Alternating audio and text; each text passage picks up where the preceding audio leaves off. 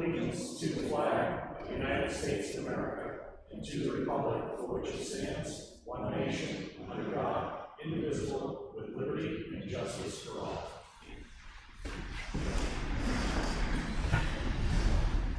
Thank you. First order of board business is we need to discuss the reorganization of the board. So as everyone knows, I've been serving as the acting chairman, so we need to reestablish those positions. With that being said, if the board sees fits, I would like to continue in this role for the remainder of this year. But obviously anyone is open to put their name in for it. I would nominate Chris Bashaw to continue as chairman. I'll second that. Any other candidates for consideration? Any discussion? Go ahead on the motion. All in favor? Aye. Aye. Unanimous? All right, we have the position of vice chair, vice chairwoman. There you go. I'm going to nominate Chuck Hart as vice chair. I move that we nominate Chuck as vice chair. I will second that. Any other candidates for consideration before we move forward? Any discussion? All those in favor? Aye. Aye. Any opposed? All right, that is unanimous as well. All right. So we would just want to go through, because I know some department heads have been missing a liaison and a representative, so we just want to make sure we go through and finalize this. I think some of us, I think us that have been here are probably going to stay with the current ones we have, and we want to distribute out. If there's any changes or any requests that anyone wants to make, we can address that here as well too. I don't think that's an issue. So I will, so the first one, we have the planning board. I don't mind continuing to serve on that, unless there's anyone else that says they absolutely want it. Yeah, by statute, there are actually 3 of these positions that are defined in statute as requiring an ex officio select board member or governing body member. That's planning board, historic district, and heritage. Yes. Those 3. Yeah, so those are the ones that we absolutely have to have. Well, yeah, and they all. And they're the ones that have a voting seat on another board. Correct. So no, that's good to know. So I'll continue with the planning board. I'm also currently the kind of liaison rep to the inspectors, and I don't mind continuing that. We do have an inspectors meeting tomorrow. Myself and Susan will be meeting with all the inspectors tomorrow to kind of let everyone know where we're at. The HDC. So who? That's mine. There, I'm fine continuing with that. Budget committee. Unless someone wants to arm wrestle for it. Budget committee. Who's our budget committee rep? All right. So Chuck, do you wish to continue on that? Chuck, you said yes? Yes. Oh, sorry. Heritage Stained Glass Committee. That has been me as well. Okay. And again, I'm happy to continue doing it. Yep. Conservation Commission. That's me. That's good. Solar Unless Committee. somebody else. Solar Committee. That has been me. Okay. I definitely remember you picking up a bunch of these over at the meeting. And just you had had some consistency for your involvement with it ongoing. Right, I had been involved with it right from the start. In fact, the select board at the time appointed me as a community member to that committee. Mm-hmm. And so it made logical sense, particularly with my interest in the subject, that I continue with it as the select board person. But I could still be a committee member from the community side if someone else from the select board wanted to take that spot. So whatever works for you all. No, I think this works great. Library trustees, who's assigned to that? I think that was Kevin. Okay. No, it wasn't me, but the difficulty lies in the fact that they meet on Monday nights. Meet on Monday night, yes. So I mean, I have no problem. I'm a You're member down of to the Friends liaison. anyway, so. No. We're still library trustees. I don't see them. It's on the, Well, it's under Solar Committee, Chuck. it's right under. Right after solar. Chuck. I have cable station committee. Whoa. No, you have a different form. Uh-oh. It's not, yeah. Yeah. No? So He's got it. So I got it. Yeah, and I know that we've made accommodations where like there was if we definitely had to be there, Right, sometimes they right. move the meeting or something. I don't mind, Yeah. if Laurie wants to do it, that's fine. There's a couple others that- So Ellie, you're gonna do that one? I'll do that. I see Melissa fairly frequently anyways, and I'm a member of the Friends and still active Yeah. that way, so. Okay, so the Kingston Days Committee, I think that was Kevin previously. Yeah, I go to it, so Yeah, I I'll was gonna just say, continue. it sounded like you had already had some Yep. involvement in that, Lori, so that'd Yep. be great. Solid Waste and Recycling Committee, I like everyone's that favorite too. committee. I find it fascinating. Yeah. You will be popular. Or not. We're not. I didn't say popular for good or bad Right, reasons. right. Cable Station Committee, I guess that was me. that was you, Sean. Fire Station Building Committee, That They're all does not, done, right? yeah, and I was gonna say with that, that's gone. yeah. The MS4. Were you doing I that? think that was, I think that was me. I think you're all right. The next one's me as And well. then I was gonna say the 79E was you as well. All right, liaisons. Who was the highway department liaison? Is that you, Me, Chuck? yep, Fire department? that was me, unless Graham doesn't want me anymore. Can I get a replacement? No. The police department, I can continue with the police department. Town clerk's office. I used to Wants be- me. Yeah. I would love to have you as my liaison. Finance. I'll take it. I'm sorry, Lori's gonna take finance. Recreation. That had been me. I mean, It so can be me. it can, yeah. I mean, unless someone else wants it. Unless, I mean, if anyone, because you definitely took a lion's share of kind of the representatives to some of the other committees, so if anyone else wants to jump in on that one, to lighten the load for you, so to say. But, any takers? Nothing personal, Paul. If someone else takes it, All right. it's no reflection. I expected everybody to jump. All right, Glenn, you're right. Library? It's me as well. If you want, I can take that one on, because I'm one of the library representative anyways. Okay, Okay, yeah, that'd be good. The museum? that's me. You're a busy man. I am. Yeah. Do you want to continue with that, or would you like to? Okay, perfect. And if any of it's if like you think, hey, I need somebody to fill in for me, or you know, take it over, just ask. I'm sure we can get something. I'll reach out. Yeah, traditionally, the vice chair has filled in when you can't go, but Yeah. I'm certainly available. To fill in if someone can't go, like a solar I served on for a couple of years and recycling, so Yep.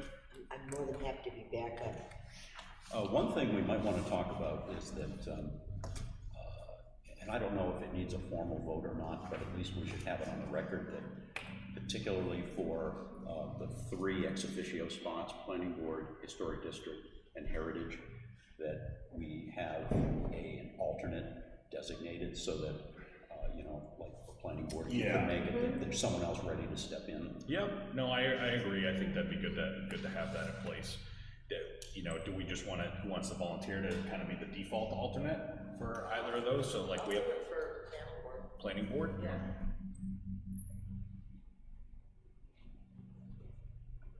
How about the HDC?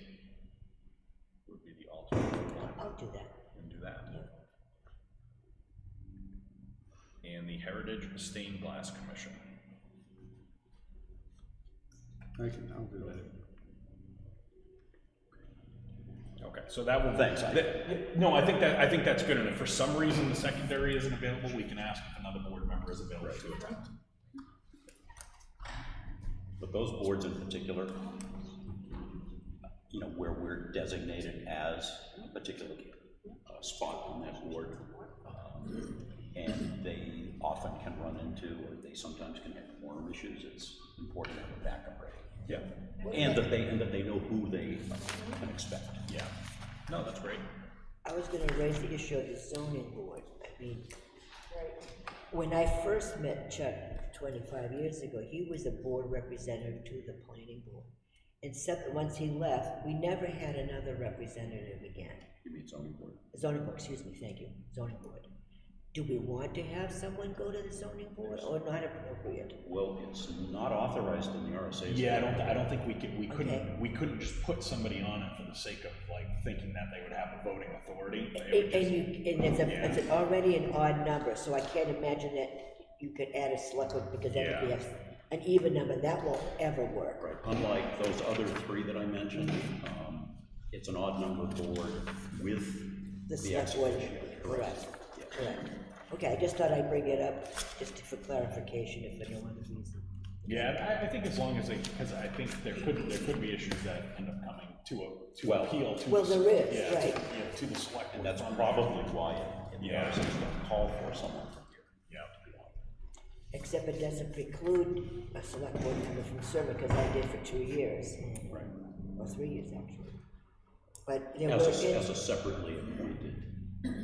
I was elected, I'm sorry, separately I was elected. elected to the zoning board, Right. and, there was, I think, only, well, there was a couple where, most situations were fine, Right, but bottom line, okay, we're good. Okay. So the next item of business we had on here was the building code enforcement vacancy. There are some items that the board is gonna need to discuss in non-public session on that, because it involves some of the, how we're gonna structure the compensation for that. And we have kind of some draft items that we have to approve or finalize as a draft before we go to public. So if the board comes to a consensus during those items, during our non-public session at the end, we are gonna be coming back into public session. If we have to, if we're gonna put that out or take any votes on how we're gonna proceed with the vacancy for the building and code enforcement position. I know the next thing we have is the appointments. Was he scheduled to come? Was he? did he Yeah, he indicate- said he'd be here, so Okay.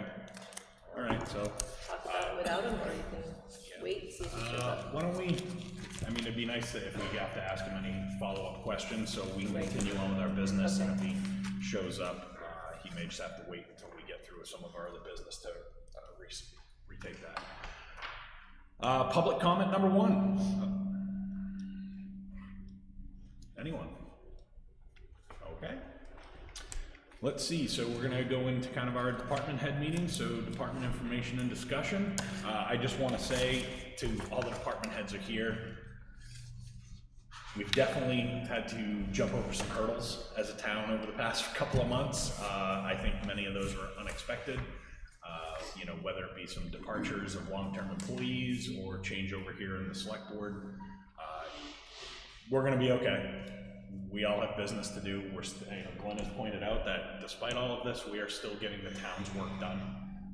So I just want to thank everyone for, their assistance in moving forward.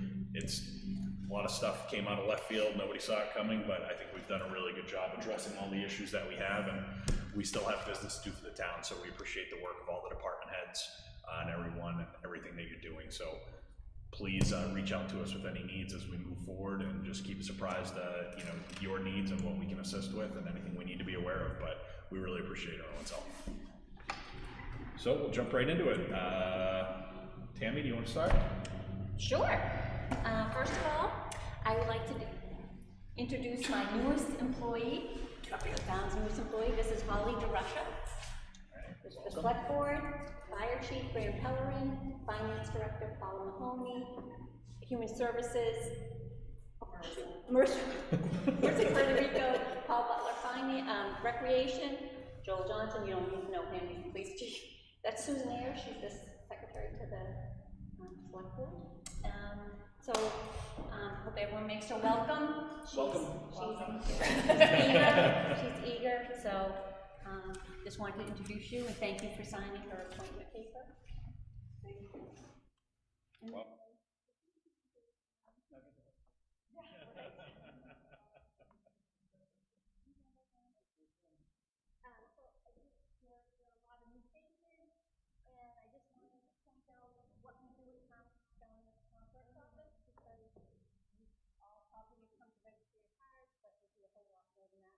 Make you aware of what we do downstairs, and welcome you. If you want to come down and quick and observe, feel free.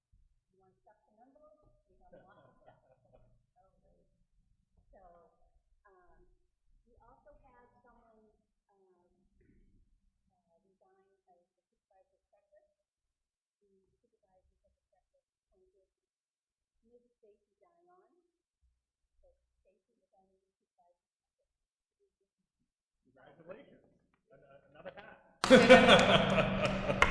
So, I'm sorry, I didn't, so who resigned? Charlotte Booton. Okay. Yeah.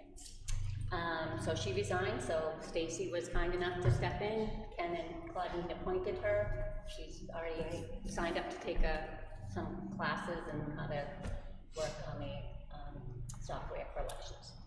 That's Great. So we have 376 unlicensed dogs in town. Uh-oh. Between June 1st and June 20th, I will present the selectmen with a list of those dogs.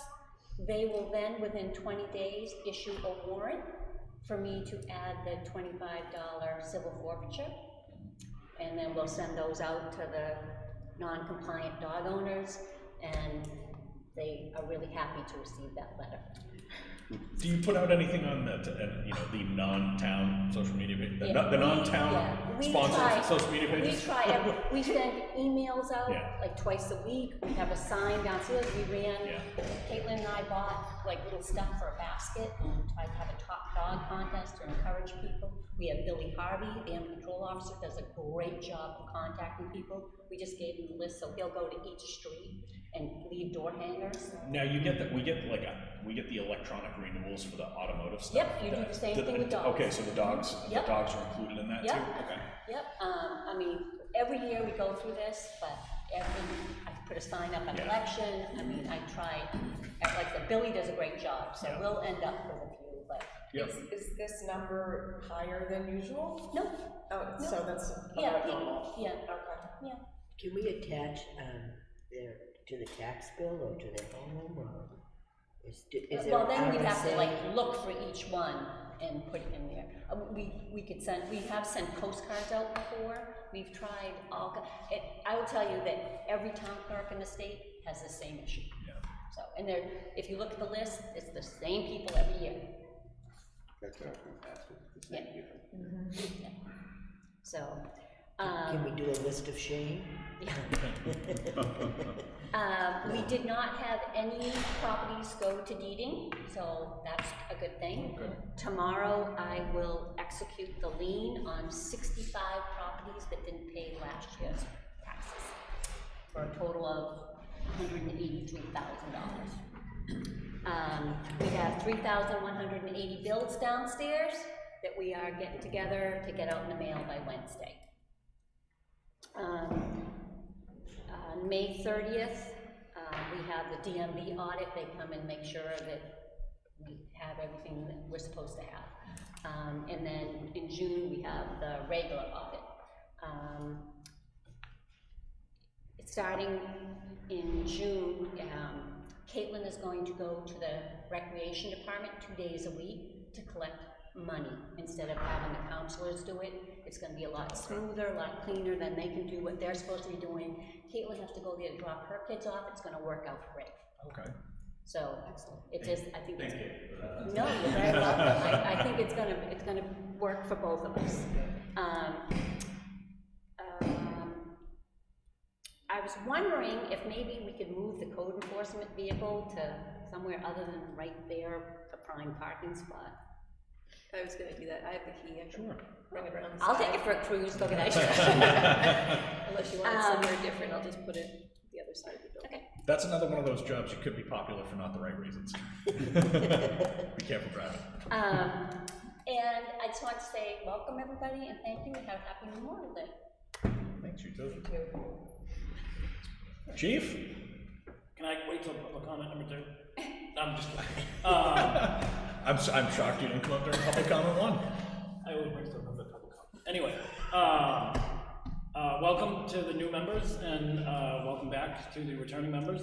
I also thank you for getting us through this times of turmoil. So let's start fresh and move forward. So we had 2 openings. We did oral boards last week, so I have 2 conditional offers, one to Alexandra Head, who is a current per diem member with us, and one to Garrett Gallinou.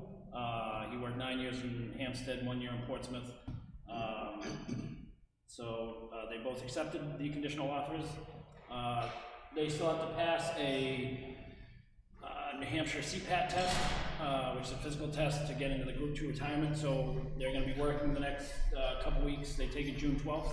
So they're going to be working the next couple weeks as per diem members, and then we'll be moving into the full-time spot after that. I do have one full-time member resigning to take the job at Manchester Fire, so I'll be posting for that opening as well. Pat Casey. So, before you move on there. Sure. So these two obviously are certified. Yes. At what level are they as far as paramedics? Alexandra is an AEMT firefighter 2, and Garrett is in AEMT class right now. So he's also firefighter 2. So they go right on the road. Yep. Good. With the hiring of 2 full-timers, will you lose per diems less? That's the plan. Okay. Eventually, because like on the weekends, we only have 2 people on, where Monday through Friday you have Kelly and I during the day. I'll probably end up working one of those spots to have 3 people on Saturdays and Sundays, 24 hours, just to have the ability to have more staffing and, cover multiple calls if they come in. But yeah, so, and I will be going for 2 more people in March as well, as I did this past March, to bring my staffing up to 8, which would give us 2 people on 24/7. So that's the goal right now. The only other thing I have is Kelly and Paula, thank you to them for working through a Medicare audit. Not been easy to go through all of our calls for the last 15 years and 15 depreciation and all that good stuff. So Medicare is just trying to save money and, not be able to have us charge as much as we do, but so every town in New Hampshire or across the nation has to go through it at some point. So we got picked this year. So thank you. So it's gonna be another 15 years before we have another audit, do you think? Yeah, I won't be. Yes, you will. Did out of the group that you interviewed, did you have a third person there that might take Pat's place without, from a time element? We had two other, we interviewed a total of 4. We planned on 6, 1 never called us back, and 1 backed out last minute. I'm assuming he got hired somewhere. The 2 others were pretty green. So we're not a Manchester Fire or an Exeter Fire where we have, 10 guys on a shift. It's really just two people. So I expect them to be able to make decisions, if they show up to a bad motor vehicle accident, do they have the foresight to call for med flight, a bad fire, do they call, first, second, third alarm? So the other 2 remaining candidates were a little too green for that amount of responsibility, I guess. Could they be worked into it? Sure, but it would take some time. So I'm just gonna post it again and see what we get and go from there. How did the ambulance repairs already take place? It's in the shop, it's been there for the last week. He had the rear end, just waiting for a few additional parts. So, there's been twice this past week where we didn't have the second ambulance, where we got a second call, and we've had to rely on mutual aid, but the necessity for a second ambulance is still there. Okay. And the payment for that, we did get approval to do it out of the ambulance. Yes. The revolving ambulance fund. Yep. That's all I. Well, you got you. Thank you. All right, Paula, finance. Okay, so I have a couple things. Welcome to everybody, thank you. The first thing is I need to get another QuickBooks license. The budget I was given from when we first did for my assistant, it's not in the budget, but there's really no way of having Marissa help me a lot because I only have 1 version of QuickBooks, so she can't really do much. Otherwise, I'm not doing anything. And I'm trying to get in touch with QuickBooks because when I try to look up the pricing, you have to call, and that's a chore in itself. But the full version that I got was like $900, so it won't be as much as that either. But I just wanted to put that out there. We have our audit. Well, the week- before you get it out there, do you, I wanna Take put it the- out there to you guys. I know, what I'm saying is just whatever comes in as, get it. If it's under $900 and you need it, it doesn't make sense not to have it, rather than waiting any longer. If you need to vote, that's. Yeah, just make sure just make sure you have an appropriate line that we can take it out of. Yep, I think we need a vote on this, so they give you the authorization to go ahead. I think it's, because it's under 1,000, Yeah. under 1,000, It she should can be go under forward, she can go, 1,000. she can go forward with it as long as it's under 1,000. Okay. I think as long as she has consensus of the board, that we're okay with her proceeding with that license. Yeah, two people cannot work on the system, which is why she needs to get another Yeah. license, so I'm definitely supporting that endeavor. Would it, because it's a second license, would it then end up being sort of a bundle that would be, that's what it, yeah, and the only things I was seeing online, and that's why I'm calling them, is like 5 users, and we don't need 5 users. We only need 2. So I need to call them and kind of adjust it to what we need. See if you can get a deal for one Yeah. additional user, right?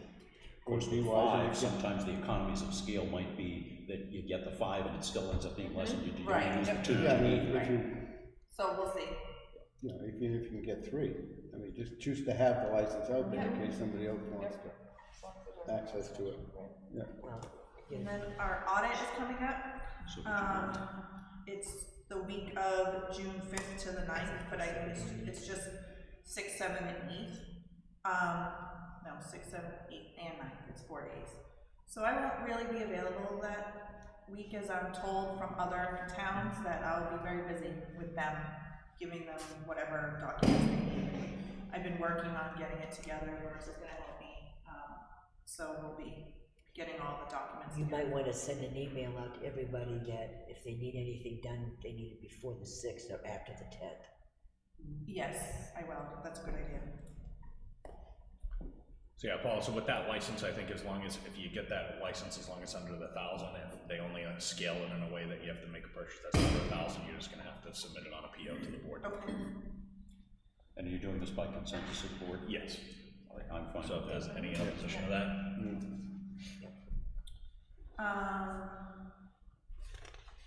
We already did the code enforcement thing, that's separate. Another thing is, I had mentioned, I had sent this out, so that kind of went on hold, but,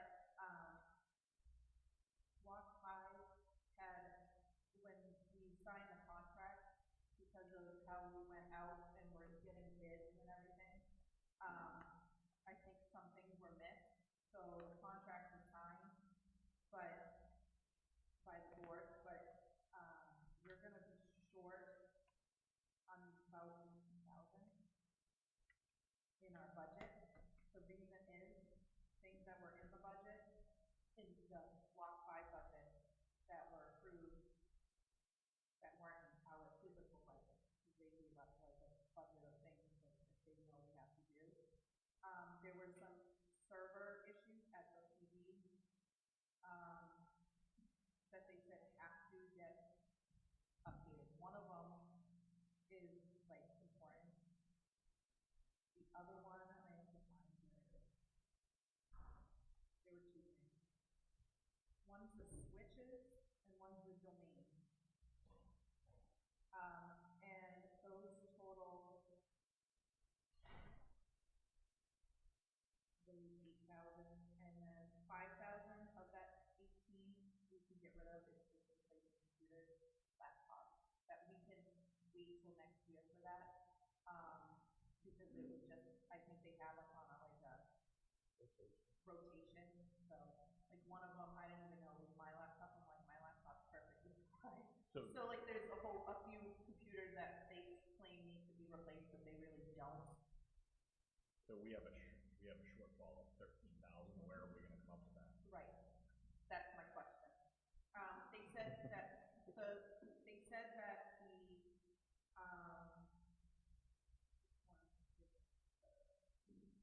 domain is more important than the switch.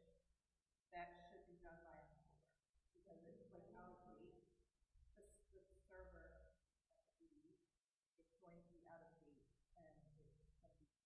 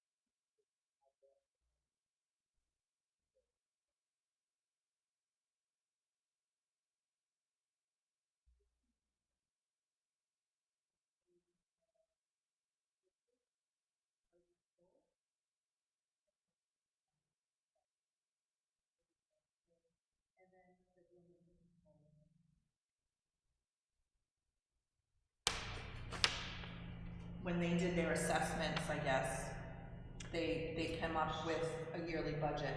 So we must be hosting all of this stuff locally, right at the station. It's The not being, PD has a separate whole, like, server and everything, the rest of, right, but the it's rest not of the being, town is in the town hall. right, but it's not being managed Deal with on the cloud somewhere. It's being done locally.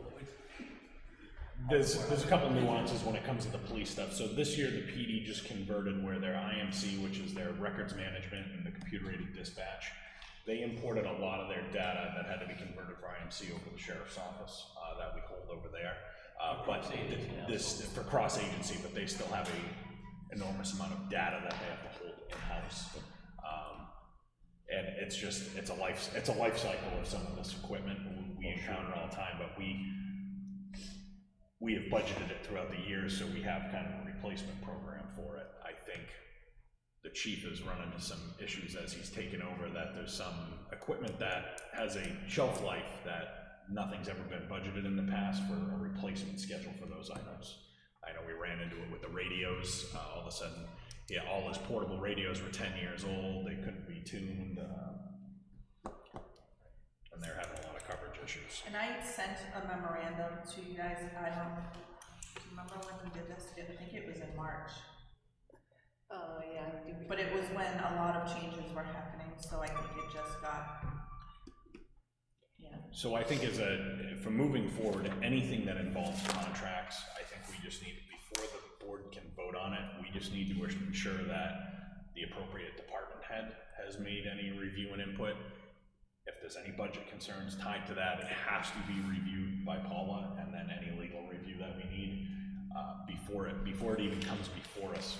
You know, if we need further discussion, or we need to send it out for further information, but I just don't want to run the risk that this is something that gets moved forward because we're in a rush. Would there be any benefit to also, as part of the process, having the selected vendor sit down with us and kind of walk through items, make sure we haven't? I think some of them do, with whatever department it is involved with. I believe they do that.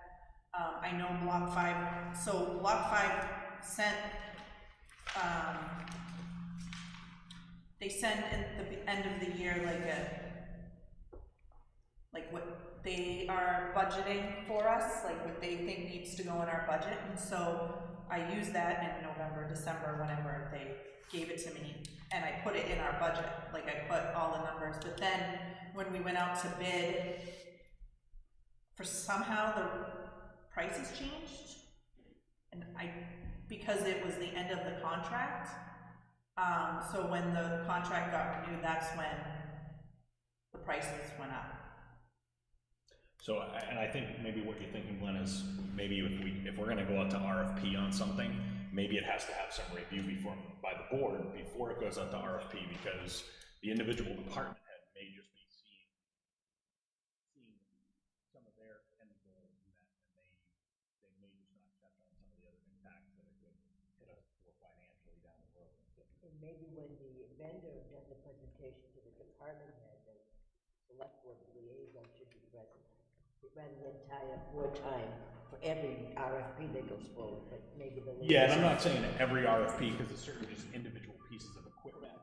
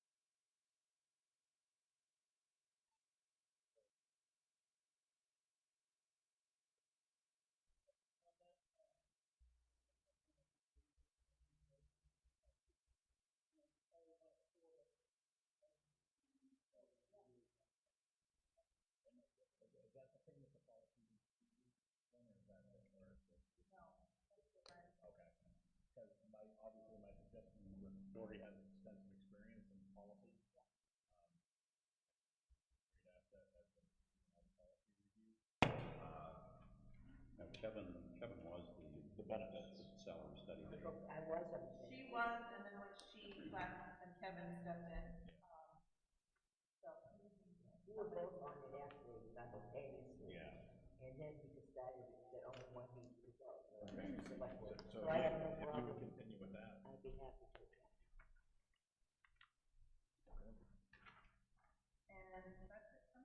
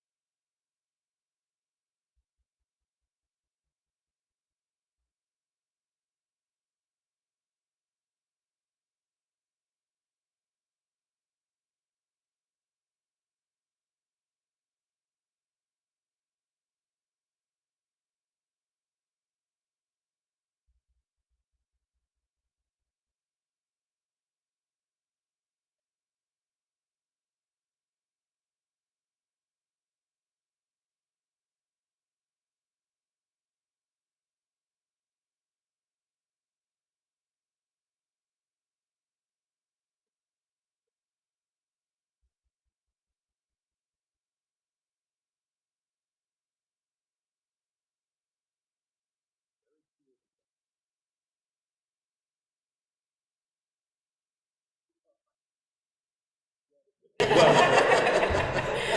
Good comment. it's the right answer. But Ellie has offered to take that one back, and so she's your new contact. But I will be, with Ellie's permission, of course, happy to work with you on especially that grant from CDFA that we've been talking about, because I know that program very well, and I know what you're looking to do with it, and so, you know, I'm sure Ellie's okay with that. Oh, absolutely. I'm not a grant writer. I've never had that experience, so Yeah, no issues. and I work for the agency that does that, so please, keep me involved in that, if you want.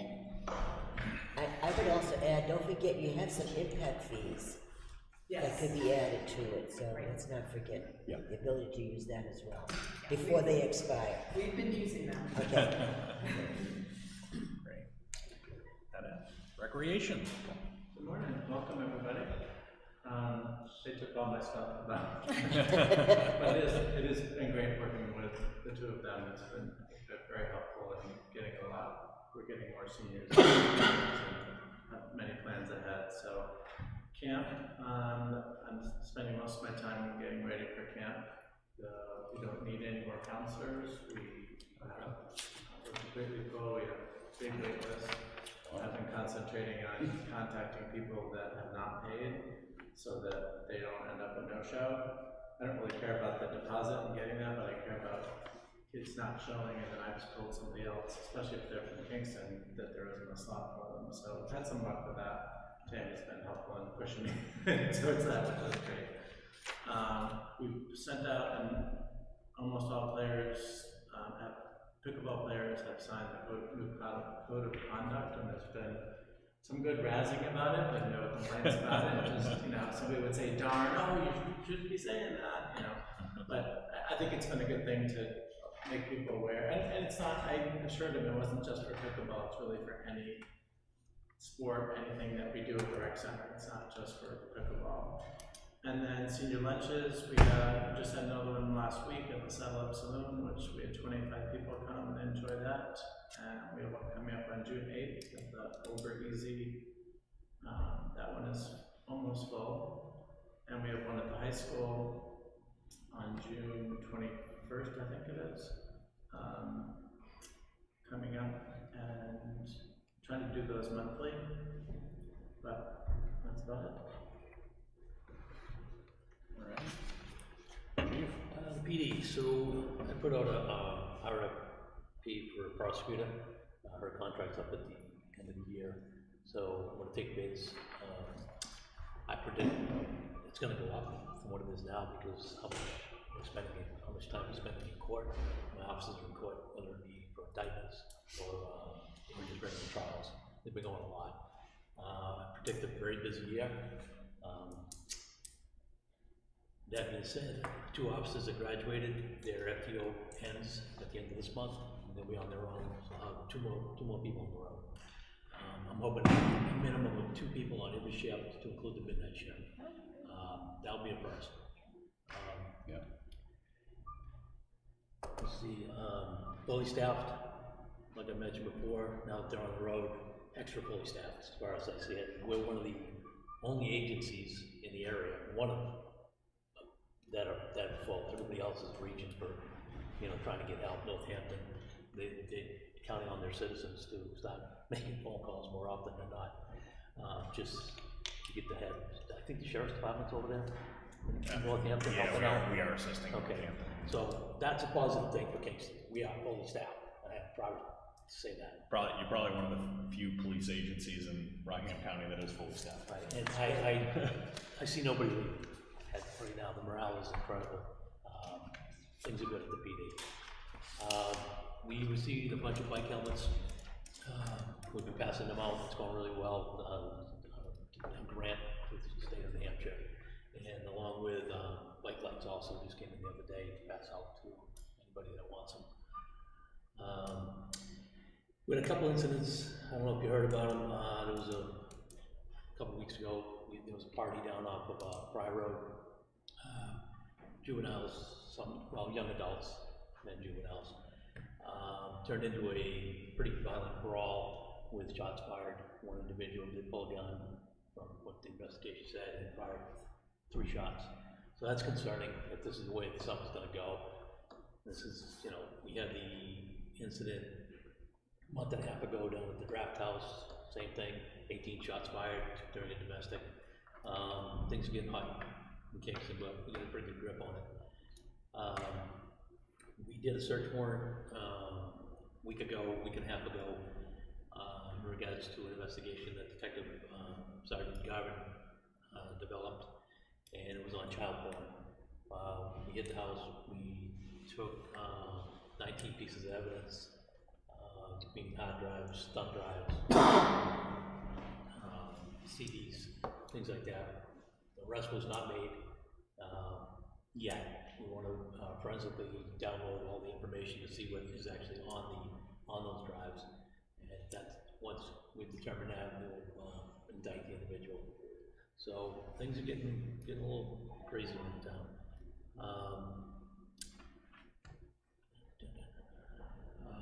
We sent out to get that LiDAR, radar, laser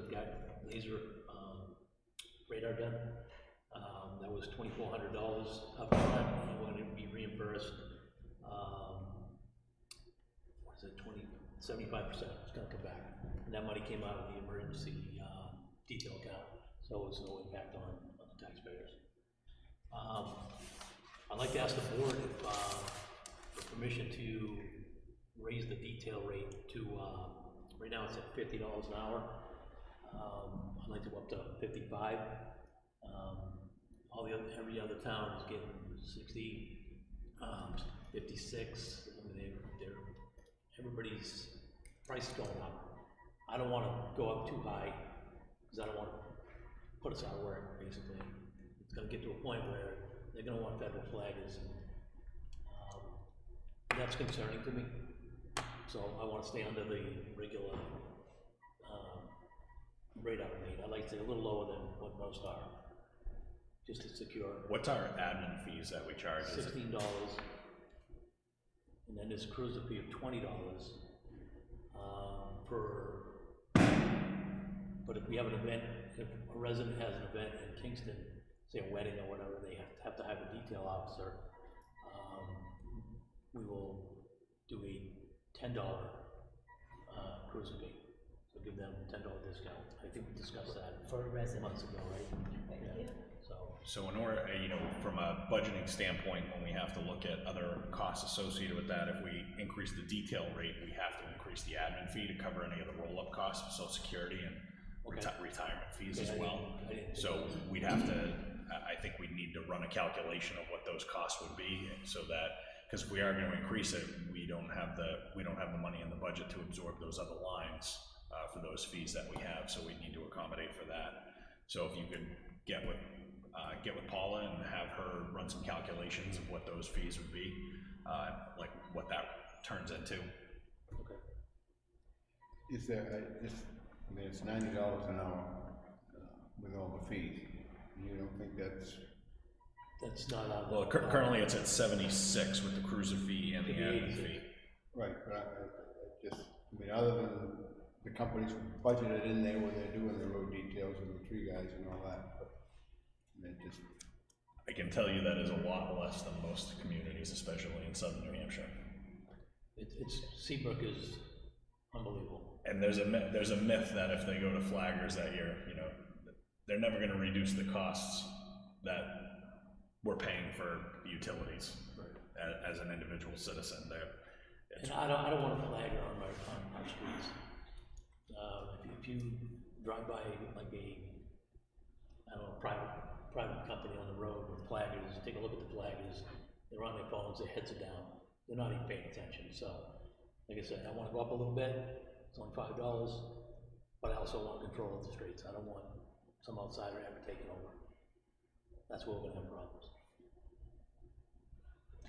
No, it's definitely a balancing act. I mean, there are some towns that charge absolutely Too much. Crazy fees for detail officers, and they're the reason that's going to motivate legislation to change. Because as it sits right now, state RSA, the chief of police, is the ultimate deciding factor on whether or not a detail is required. in most communities due to safety concerns. I wanna keep it that way. We stay down low, I can justify them not bringing it in their own private flight. And not to mention, the more details they work, that cruiser fee goes directly towards the cruiser fund. Yes. So that one of the issues that they're having with a lot of this generation of officers is because of the changes in the retirement system. Not as many of these new people coming into the career field want to go work road details because details are not actually, depending on what group retirement you fall into, those that are grandfathered, it calculates towards retirement. Those that are new to the profession, it does not. So a lot of those. They're paying into it, is what bothers me about that. They're paying in. The Correct. detail money. They're still required to pay into the fee, they just don't get it as a calculation. Very unfair. But that cruiser fund is how we pay for new cruisers most of the time. So we're not gonna take action on it today until you know what the roll-up costs are, is that correct? I think we need to know what those roll-up costs are, because we'd have to vote on making sure that we can cover that. Then we can add it to the next meeting, which will be in 2 weeks. Okay. Okay. And so you'd be doing this separate from the pay and salary study? Yes, because I think because the detail, yeah. Detail is different. Yes.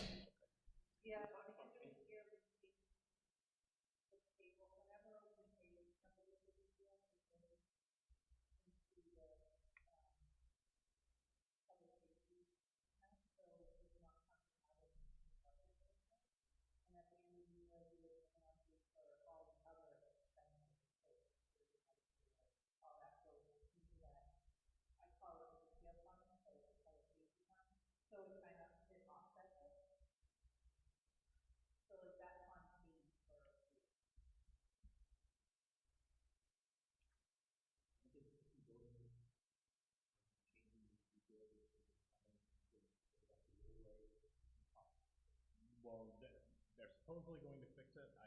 Every day it changes. Every new legislative body before it goes to, I thought they had it at a point where it looked like it was gonna pass. It passed, I believe it passed the House, but I don't think it's passed the Senate yet, and that's still in one of their other committees, and there's some arguments about the fiscal note that they're adopting, from different people providing it. So I won't hold my breath until the change actually happens. Oh, on the computers. Did you say the PD using computers?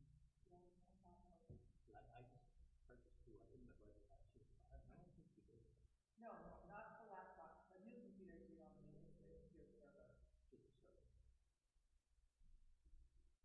Yeah, so if you come back with, some calculations, because we need to know exactly what it'd be. If Chief, you could also just provide us, on paper, some of the detail rates, including admin and cruiser fees, and some tables from other towns in Rockingham County. I think that'd be helpful for the board to have that as a point of reference. Is the board aware of John Caldwell's motion? I don't know. Well, Should you discuss it here? No. Okay, so, all right. Maybe we can send a card or flowers. Okay. Did you get the email from Phil? I did. So we do have an email from our Public Works Director. All my apologies, but I will be at the Northeast Resource Recovery Conference in Concord today and not at the department head meeting. The one item I had for discussion was the bidding process for paving. I spoke with Bell and Flynn regarding the planned paving for this summer, and they offered a contract extension from last year. He stated that he would be able, to offer approximately $2 less per ton if we were able to go this route. This was put up for competitive bid last year, and town contracts are routinely extended for up to 3 years. As you have seen in the agreements that keep coming across your table, that I am trying to get competent contractors reserved and ready to do the town's work while providing some budgetary consistency. Paving would be no exception. Many towns are going to a 3-year contract on paving, and it would be my intent to do the same next year. In the interim, can we extend an offer? We can extend and offer a few benefits to the town.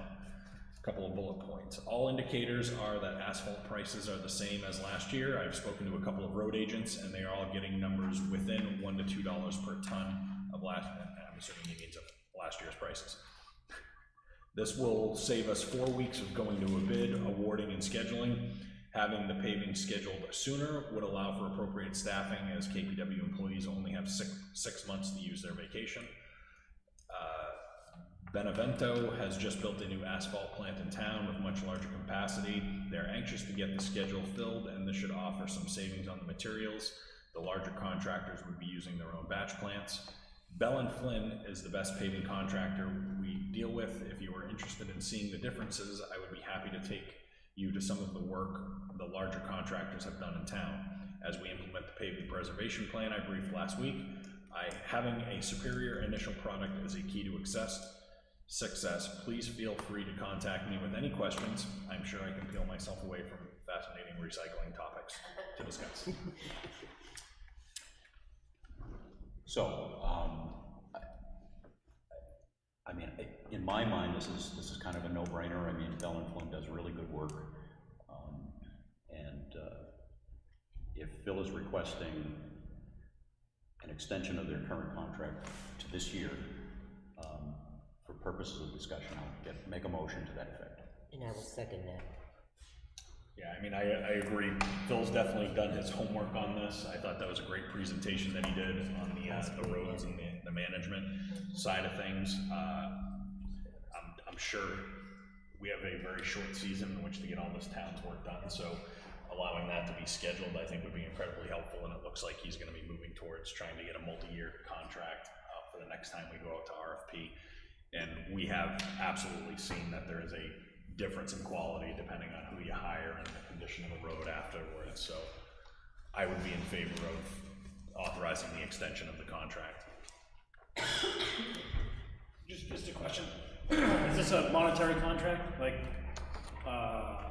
Block 5, where he's paying Bell and Flynn, or is it just locking Bell and Flynn in? If we paid this year, we're gonna go with them? My understanding, and I guess we could be, I mean, I thought it was, just with they only get paid by what they do. I hate to sign another, or have you Yeah. guys sign another contract and say, oh, hey, we're down another $10,000 this year. Have you reviewed it at all, Paula? I haven't seen it. These are fairly standard contracts with the paving. There's not a lot of detail. It's not extensive like a Block 5 contract would be.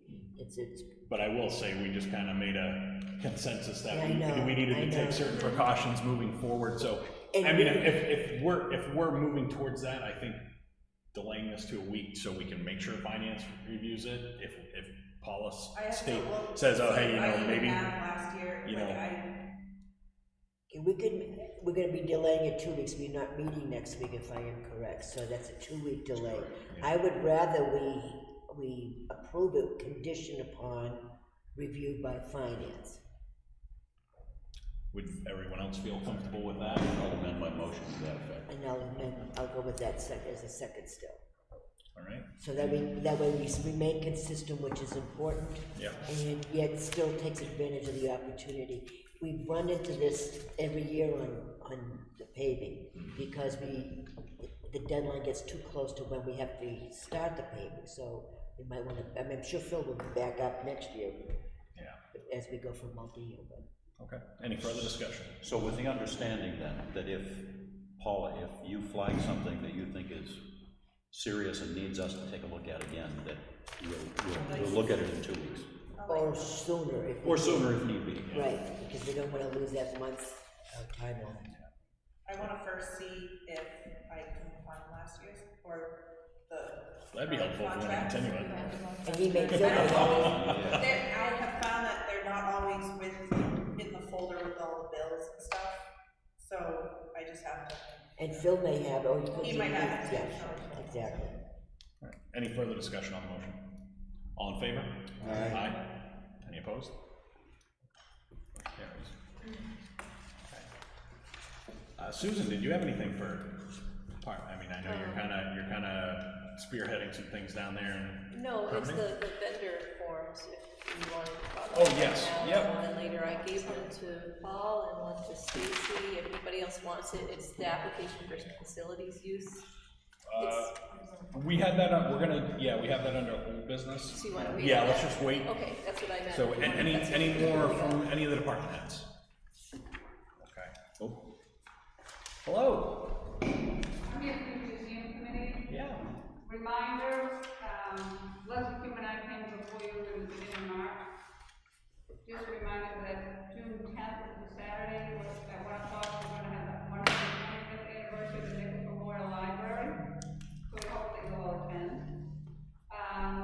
Through the month of April, our volunteers have contributed 250 hours so far this year, of volunteer work. And beginning at June 10th, our buildings will be open on the second Saturday of each month through October from 1 to 4. We're elated to have liaison this year, because in the past, we've been assigned liaisons, but they've never shown up. So having Glenn is just wonderful. That will not be an issue with Glenn. I don't think I've missed Lastly, hopefully, you're all reading our monthly newsletters. If you're not, I guess shame on you, because you can read them from the town website.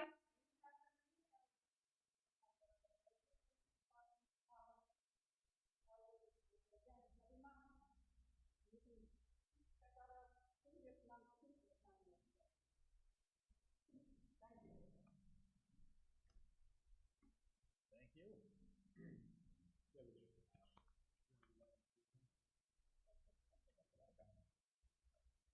All right, any other department head business? Okay, we are gonna go back to an item on the agenda, under the appointments for the special event application, with Satellite Saloon. He is here.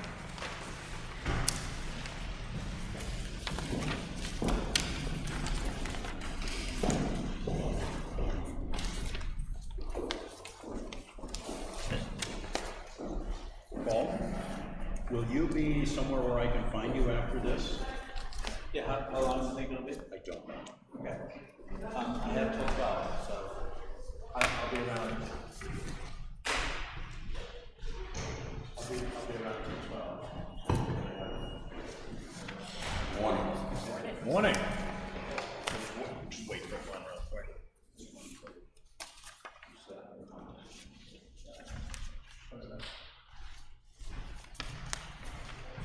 So, we obviously had Susan reach out to you. You had submitted a special event application.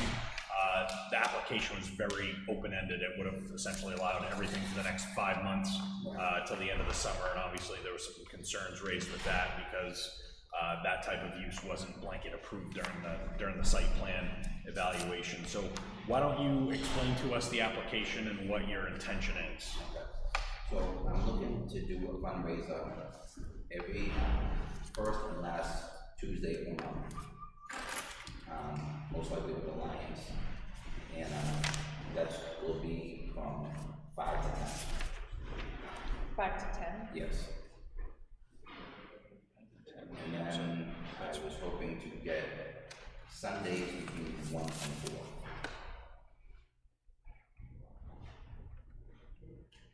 So Tuesdays is a fundraiser, Sunday is just for Sundays, entertainment. yeah. And so that would be, you would be looking for, so essentially every other Tuesday, and then looking at every Sunday for that period of time. Right, I mean, if you like, I can do it for like a month or two to see how it goes, and I'll come back in front of you. Yeah. But like I said, it's just acoustic. I mean, last year, or the year before, I had to do a lot of work to the outside area, recommendations from the board, I spent a lot of money. And last year was 100 on every day, so nobody sat outside. So I spent a lot of money and didn't get to use it. So I'm trying to get the use out of the outside this year. So I think a lot, the concerns that have come up is that obviously the planning board didn't approve it, didn't approve the site to have that continued use all the time. And it was stated that, you'd have to go to the board for the special permitting for applications for special event license. Now, I think where the board is, in the guidelines of that, there's nothing that says and states how many events do we allow somebody to have of a particular nature before it then becomes a change to the site plan. So I think the board's discussion last week is, well, we just want to make sure we're consistent. So it looks like just a quick calculation, if we did it every single Sunday and every other Tuesday, that would essentially turn into 26 dates. So we just approved another venue for the summer. They asked for 10 dates that was approved. And it sounds like the board is very interested in remaining consistent. Now, I know this, you know, you had reached out to me when I said that, you know, obviously it was just too open-ended and Susan was gonna be talking and come to the board. It seems like you may have some intention after this summer of maybe reapproaching the board, because if you're gonna try to engage in this type of activity, it's really gonna be considered an amendment to the site plan, and you would need the planning board's approval to do that. I agree, because I just want to state that during that time, I did pay for a town sound engineer. And I paid him, I think, approximately $3,000. And when he came back with his results, he said, I never went over the legal limit. Was that during the ones that were reported back? Yes. Does the town have that information?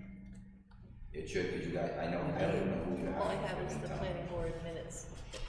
They should have the details somewhere.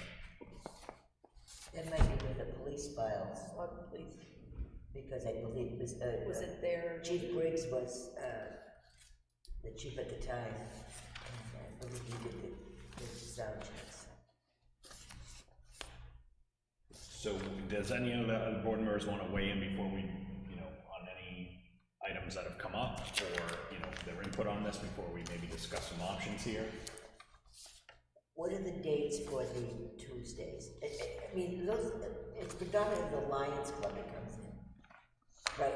It's predominantly the I Lions use the Club. Lions a lot, because they do, like, I like that they're doing, right now, they're doing a reach out program with children with cancer, local in New Hampshire, and I know the money goes to them, because I'm getting phone calls when I donate. Yeah. And it's a good feeling, you know, so I like to do the Lions a lot. I'm open to other ones, but it just seems easier to deal with that, and I know the money goes where it needs to go. So does the music enhance the event, or is it part of the event? It's part of the event. If you don't In have what it, way? do not get the people to show up. They just don't show up the same. So, and how many other Tuesdays? Is it like 3 months, 6 Tuesdays? No, it looks, every other Tuesday, and then every Sunday, so that would be 26. essentially 6 events every month. 6 events with the Lions fundraiser. Oh, That's where I was going. so No, it's The Tuesdays six would be- events a month. yeah, six events a month. Including the Sundays. Yeah, but I was looking to see how many were for the Lions Club. Tuesdays. I know, so it's June, July, and August, 2, 4, 6?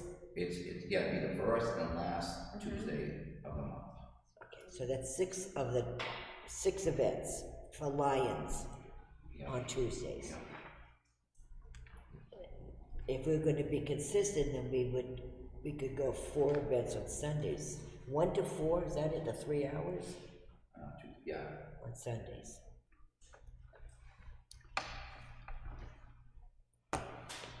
Well, I know that a previous board here did a special event permit, and we have a copy for it, for the draft house. And I know that probably all but members here except me feel that that is appropriate from a consistency point of view. But had I been sitting on the board at that time, my vote on that would have been no, because these multiple events, you know, week after week after week, month after month, I don't view them as special permits. Those are regular activities for the business, and it's nothing against your business personally, and you probably would expect me to say nothing different, having known me from sitting on the planning board and some of my comments there. I mean, when I see a special event, when I think of a special event that needs a permit, it's a special event. But when it's a recurring thing and it's part of a commercial activity, It's my position that it really does need to be part of the site plan review. And I know there are different opinions here other than mine on the board, but that's where I fall on it. So. See, I think we should allow a certain amount of latitude to have special events at local restaurants, but we do have to be consistent. If we approve 10 events at Draft House, I certainly want to do at least that much for Saddle Up and go for 10 events without having to go before the planning board for a site plan. I don't think the hours on Sunday are unreasonable, and if it really truly is acoustic, and you know we're a little skeptical because of past practices, but I personally don't want to hold that against you. I'd like to go forward with a clean slate and assume that we're going to do, and you're going to do the right thing accordingly. So, but 10 would be, I can easily support 10. If there's 6 events for the Lions, that's one thing, and 4 others for the Sundays, fine. But anything more than that, I think you need to go to the planning board, because that's where I think Mr. Copeland is correct. It kicks in that we have to be consistent, number one, and if it's an ongoing basis, that means there's a change in the property. Not to say that it's a bad thing, I'm not saying that at all, but if you keep it acoustic, it shouldn't be a problem, unreasonably so, for the neighbors, and you know it carries over the water, there's no question about that, and the folks down on Morning Dove in particular hear it most clearly, but it's, you know, when the Rock of All Ages are going, it ain't gonna work, quite honestly, but acoustic guitar like Mark Mitchell plays, maybe okay. There's also a difference between amplified and non-amplified acoustic. Correct, that is correct. So, I mean, you know, there are variables here. Yep, there are. Well, I can guarantee that I have my own sound meter that will never be going over any, not even close. And I purchased a $2,800 speaker system that they plug into. It only projects so far, and then the sound disappears. I think those of us here in this town, work in this town hall, have had a problem with sound not being amplified. So when it has to be a little amplified. You never hear. You can't even hear. Right. I don't know. So I guess at this point, because we have approved 10 events and another thing, I would be okay with proceeding forward with the 10 events. And what my recommendation would be is that use that time to apply for the amended site plan to the planning board. Schedule these first 10 events and get the process going. And if it appears that the process is going forward and you're able to meet any concerns, as long as the process is handling it, you know, then you could come back before the board if you needed something to carry you through the rest of that process, but the board would have to look at that at that time and decide whether or not they wanted to go beyond the 10 that they've given the other folks. And I guess, you know, the caveat I guess would be is that if, you know, an event got canceled due to weather, that we may allow you to reschedule that and not count towards the number. So let me ask you a question. So if you're saying that you want to allow me 10, like it has to be specific dates? That's what we've required of the other things. It's always been a specific date and time. So if you know that you just want to go with the first 10 dates of, you want to do it on the Tuesday, you know, every other Tuesday, so you tell us what the, you know, starting on this Tuesday and every Sunday, we would say, okay, we would permit it because these are the dates that's going to fall on.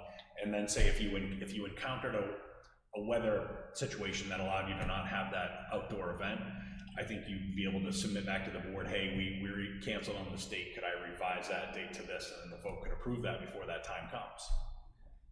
And then you'd still be within the 10. Again, it comes down to the difference between an ongoing activity and a special event. A special event has a specific time window and date.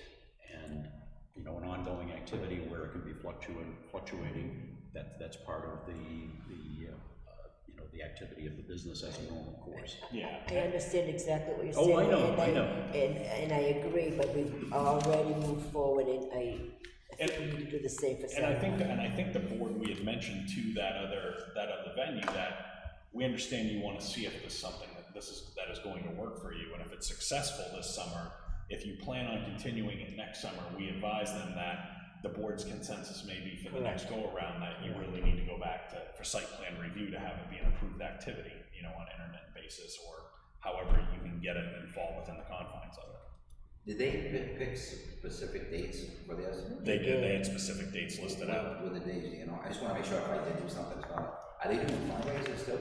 Is this a fundraiser? I don't know if it's tied in, and I I think mean, it's just music on the patio. yeah, Do you want me to read them? yeah. So can you hear me okay? Yeah.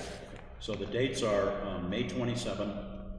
I don't know the days of the week. Yeah, that's why I just wanna see what, so I assume they're the same days? Not necessarily. Saturday. So Saturdays? May 27, June 10, June 20. Yeah, so the Saturday. Well, I can give you a copy, of That's it. fine, I just said this Saturday. So it also did say that, music is to be single performer with speakers pointing away from the lake. So that was very specific on there, to help mitigate, I guess, the sound transferring across the lake. So they were very specific on how they were gonna do that. And this is how these are, they'll put conditions on it, it'll be right on your permit. Yeah, which is fine. That works fine.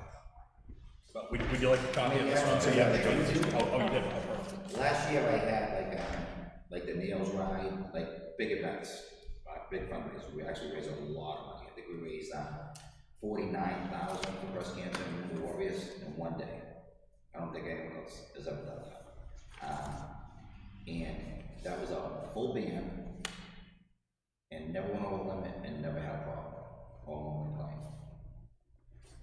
So I think we're moving forward to doing the right thing. But Yeah, and I think some of the other concerns that have come from events isn't necessarily the bands playing. Sometimes one of the items that you have to be cognizant of, a lot of people, I think, have had issues with the motorcycle noises. And I get it, it's not you out there revving up the motorcycle as you're coming and going, it's the patrons that are there. And when I have my big events, I always have police detail too. Yeah. So I try to accommodate everybody in the town, neighbors with the detail. Yeah. So I think I would like to say two things. One, I think we should really should be consistent, right? And then also to speak to the concern. We should probably clarify what the board is constituting as a special event and what we're gonna put back to the planning board first. To mitigate this in the future, so we don't constantly get requests for a special event where it's an ongoing thing. So, you know, we should probably clarify that. Is it just a one-time special event, or is it, we're gonna allow 10, and then you have to go back for an amended site plan?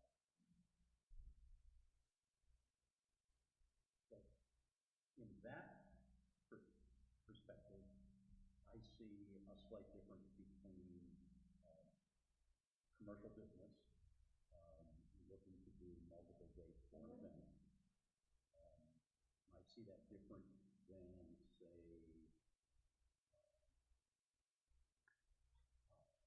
some sort of activity that might want multiple dates for an outdoor event on the plains.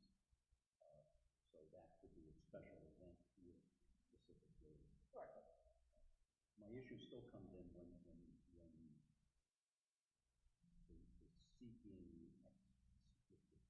business seeking the permit is looking for multiple dates for a regular activity that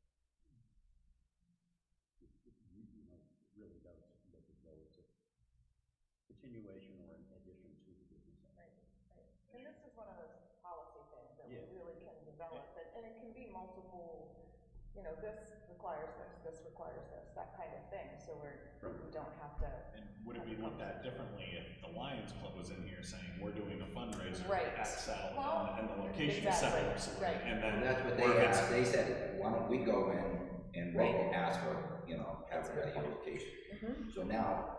That might be different. So that's a nonprofit, fundraiser held at a certain location as opposed to the commercial location holding a fundraiser.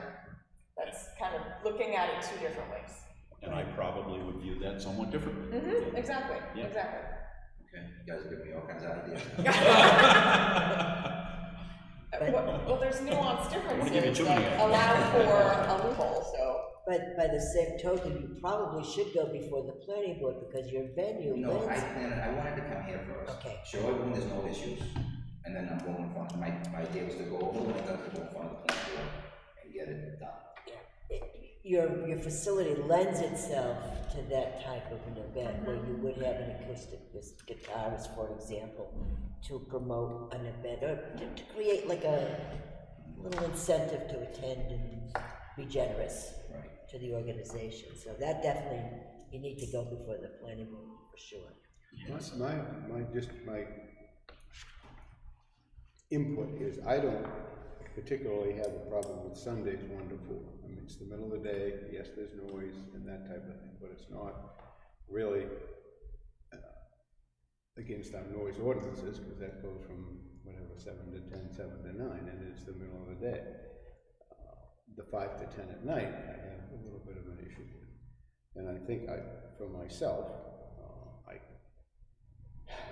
I hate to see us, whether it's the planning board or the selectmen, put, if it's done within the legalese of it, I guess I would call it restrained trade. I hate to see somebody lose money if they're trying to put entertainment in there to draw more people in, to help their business to grow. Forget the donation part of it, they're still gonna buy drinks and things, but I don't know what percentage they give to it.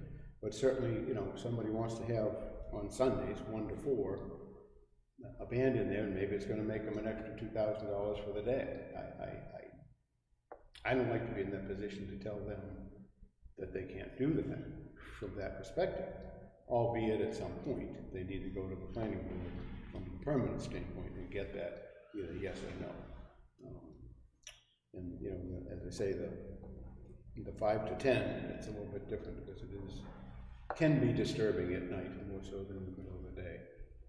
So that's just my, if we decide to limit it to the 10 days, then for right now, then he's gonna have to decide whether it's 10 Sundays or 2 for the Lions Club, 6 Sundays, or, you know, whatever he wants to do. I just, if it were strictly Sundays from, you know, 12 Sundays, let's just say, or 14 Sundays, 1 to 4, I wouldn't be in favor of restricting it to certain days.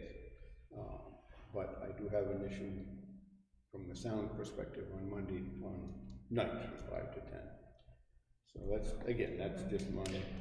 Yeah, and I think the important thing is the caveat that's in this other one. It says this permit may be revoked by the town at any time for a violation of these terms or any town ordinance. So if during those time periods they're violating what the noise ordinance is as we have it written, we have the opportunity to pull the remaining approvals.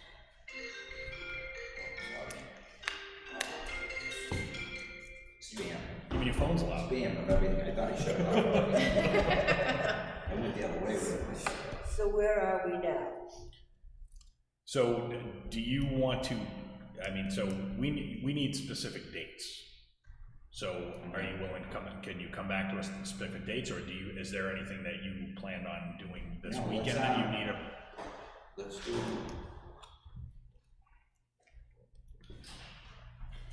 Well, why don't I give you one specific date, and then I'll come back with the other dates, because now we've got me trying to figure this out now. Does that work? Yeah, we would need you to at least amend this form so that, because this is what we have to sign off on. And do you meet every Monday? Yes. Oh, well, we're not meeting next Monday because of the holiday. Which is fine, so why don't I get one date in right now? Do you want me to just change something on there right now? Yeah, could you give him a form to amend? Is that his original? No, this is just a colored photocopy, but Susan has the original.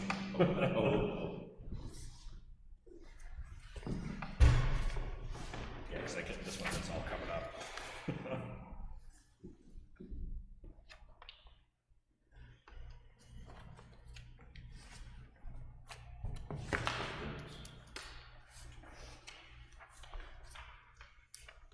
It would be easier if it's right on the back.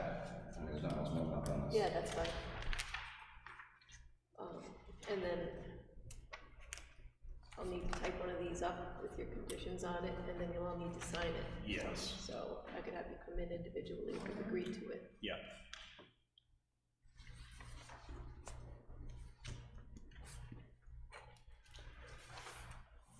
So this is gonna have one date on it? This is gonna have one date on it, and he's gonna come back to us for additional dates. For that first meeting in June, correct? Yeah. In 2 weeks. And you know, I would just be very cognizant of your neighbors, because as you are aware, your neighbors are not hesitant and shy if they feel that you are not conducting business within the confines of the ordinance. I'm sure we will hear about it at event number 1. Right. Well, like I said, I've had big events already since. Yeah. And we've had no issues. And all my local neighbors all signed release forms saying they have no problem, which will be turned into the plan board. Believe it or not, I was trying to see what the weather was like this Sunday, because I'm not eating.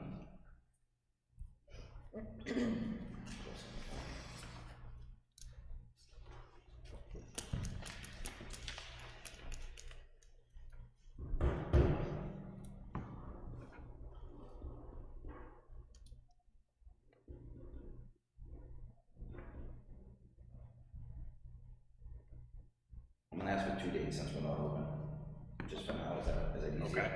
And then I'll come back. Is it's gonna be the two Sundays? Yeah, I'm gonna see for this Sunday.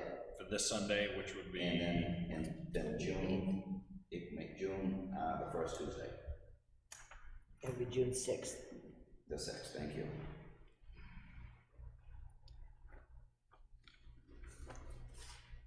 And Sunday is That's the Tuesday. The 28th. 28th, thank you.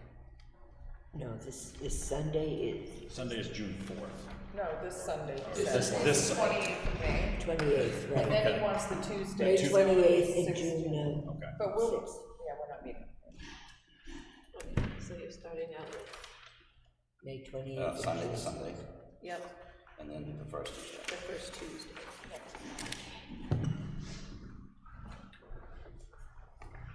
Okay, so I would entertain a motion to accept the special event license for those 2 dates. So moved.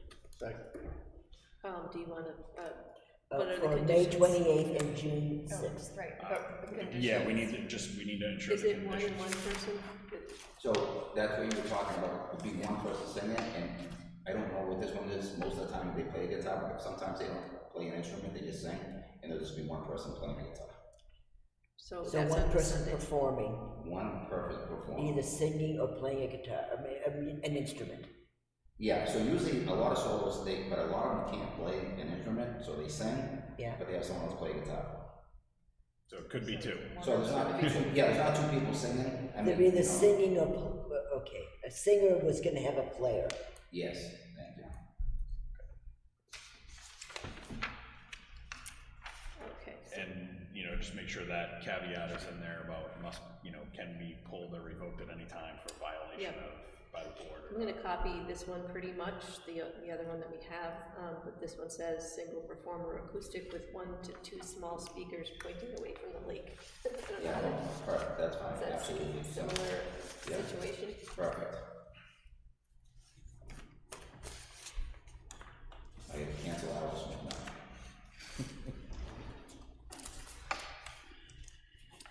Okay. Okay, and so we'll anticipate seeing you back You'll with see it on the some additional application. dates, but in the meantime, I would start the process with the planning board, because if this is a part of your business that you're gonna want to continue, it's gonna have to be reviewed. Right, okay. Well, thank you, everybody. Have a good rest of the day. Oh, yeah, oh, sorry, any further discussion? All in favor of the motion? Aye. Opposed? Opposed. Any abstentions? Motion carries. All right, thank you. Thank you. So I'll type that up and it'll be downstairs for signatures and I'll sign I won't be coming in to sign. it. Okay. I got that. Well, you can still sign it, you know. No, That would be not right. contraindicative. It would be not right. I totally accept that. But you got plenty of votes, so you're good. Yeah. I just don't want Susan waiting, saying, oh, he didn't give me the sign. Okay, so old business, grant funding for PFAS mitigation update. Yes, I forget what I updated you on the last time. You said I had 2 conversations with the DES administrator for PFAS. Also conversations with Sanborn Head, trying to coordinate this to determine what we would be eligible for or not. Turns out that there is some, first of all, there is some money left at the state. Not a lot, but probably enough to cover what we need to do to get treatment systems into the 20 sites, plus possible reimbursement for the other 6, depending on timing. But plus covering some of our administrative costs, it's roughly $250,000. That's about the rough number. The state said that there was just about that much left available, and if we wanted to get it earmarked for us, we'd have to do the first step of the 2-step process. The first step is to submit an eligibility request where they determine whether or not we're eligible for that funding. So I believe Susan sent you all a copy of, maybe not to you, you got it, okay. The email that I sent out to DES with the application. We haven't, at this point, heard back on that.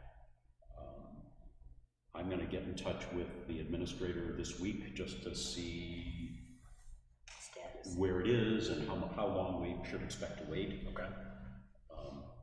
But once we get that, assuming that they determine us eligible, then whatever money they have, let's say it doesn't cover everything we asked for, but let's say it covers the bulk of it, that money would be earmarked for us. And then there's an application process, which is a more formal step with a lot more detail, more specific budget numbers, timing, and but at least this first step, assuming that we're determined eligible, would set aside the money for us to continue that.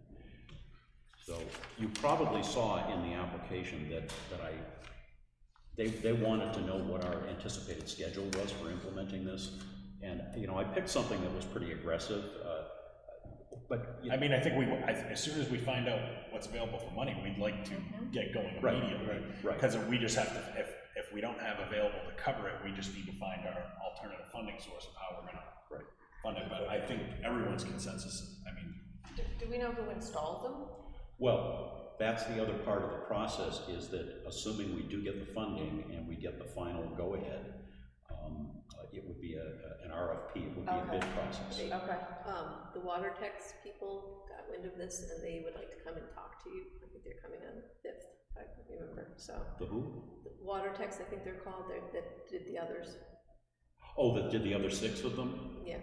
Oh, okay. So there will be an RFP, and they understand that, but I think they wanted to come in and answer any questions you might have. I mean, I think it would have to be limited to the status of the current systems that have been installed. I don't think we can get into they can't get a pre-pitch presentation before an RFP goes out. Okay. Before we get their proposal, they can come do a pitch when we get that. Right. Yeah. Right. And we might very well want that as part of the RFP process. Yeah. Should I hold them off until we get that going? I would ask them what their intention is. Okay. I really think it would be better to hold off until we at least know that we're eligible. Yeah. Okay. I think it's premature before that. Okay. I think also is the fact is that if we don't get the grant, or we get, let's say some other town beat us by 2 hours, we're gonna get 100,000 instead of 200,000. I think we've kind of agreed in general, we have to do it anyway.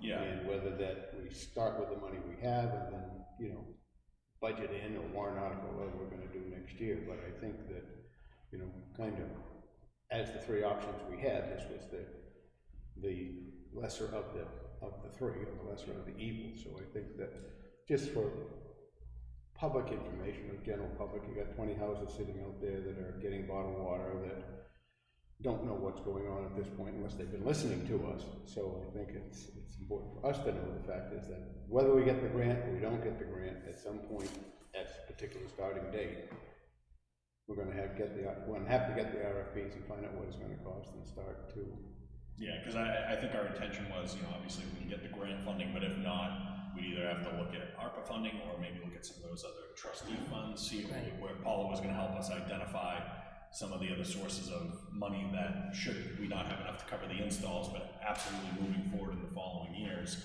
we're gonna have to identify whether or not the ongoing maintenance is gonna have to be a budgeted item. If that's gonna be budgeted, or if there's other funds where that can be taken from, but I anticipate it's gonna have to be budgeted for maintenance. But if we can get the installation costs taken care of under this grant, or was there maintenance costs included? First year. Oh, first year maintenance included, so that'll at least give us a budget cycle and a half to kind of prepare and absorb those changes. It gives us, assuming this all happens, I mean, it would give us some nice breathing room to get a future plan. Yeah. Because ultimately, you know, assuming that the PFAS levels don't drop below levels and all of a sudden it just dissipates and there's no worries, the long-term solution is municipal water for some parts of town, and whether that's connecting to another town's municipal system or developing our own, either of those solutions is long-term, it's not fast, it's very expensive. Yeah. Millions. Well, yeah, and Hundreds of millions. but the point, to that point though, I mean, there is money available, like Plasto was able to, they needed water and they're tapping in from over in the Manchester area, Auburn, I believe. And the MTBE settlement funds is paying for most of that. If Plaza's going all the way to Auburn, does that open up possibilities that should we open up a municipal water system, they would come to us? Oh, absolutely. Okay. Which is why, one of the reasons why several years back, we had a warrant article to authorize the town Become a municipal to establish a municipal water district. Yeah. We didn't do step 2, I don't think, which was to actually create the district, but we have the authority from the voters to do that. And there is another process to actually create the district.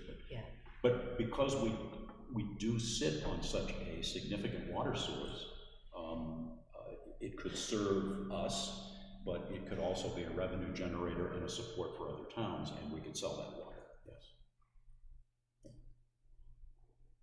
Anyway, it's a big issue, and we're gonna be talking about it for a very long time. Forever. Yeah, longer than most of us are here. Long after we're coming Long after on. we're gone. That's right.